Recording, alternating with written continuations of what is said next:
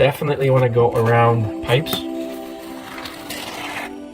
Some areas are going to have a little more than others, so you want to go over it twice. Remember, this will extend out to about an inch. You can sand it, paint it, trim it with an X-Acto knife to size, because this will be essentially kind of like styrofoam.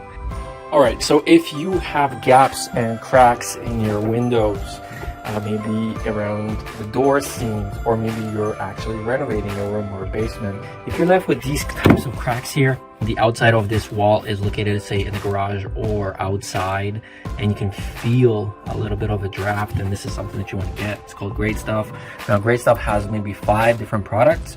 This one is best used for little cracks like this. If you're using this around windows and doors, maybe you just put in some new windows or doors that you want to replace it, then there is a windows and door one that's a little better. This one extends to 1 inch, whereas the other one are a little more smaller cracks, so it's not going to expand as much, so you won't have as much trimming. So that's why they have 2 products.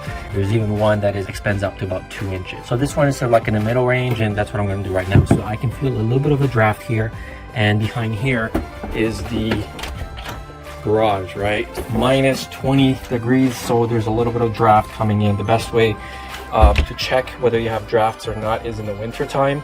Put a little water on your feet, and then you're going to feel the draft wherever the water gets cool when you walk into the room. Make sure this is in room temperature, and then you shake it vigorously for maybe 30 seconds. You take this straw and then you screw it on, and then this has a smart valve, meaning that you don't have to keep cutting it when you're done spraying, but just let the tip dry, and then when you're ready to use it next time, just pick it off and then shake it again, and off you go. All right, so the best way to do it is obviously this way. If you're trying to fill in this way, you're not going to get as much pressure, so it's always recommended to do it this way. All right, so you just basically do this like that. Now, some areas are going to have a little more than others, so you want to go over it twice.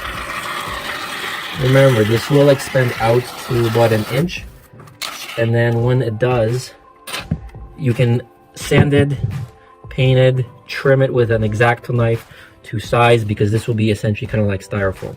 So there is a little gap in there, so I'm gonna go and just squirt a little in there, but again, it's better to do it this way. There you go. There you go. Maybe a little bit in there.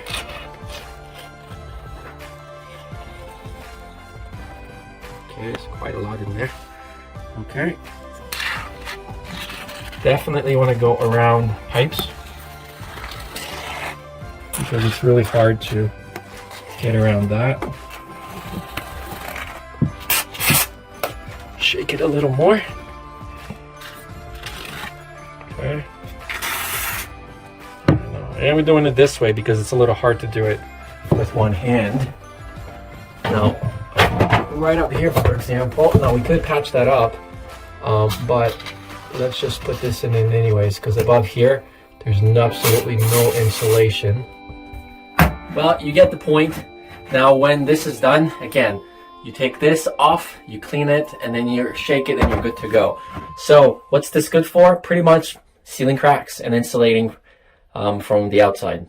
So, thanks for watching, and good luck with your project.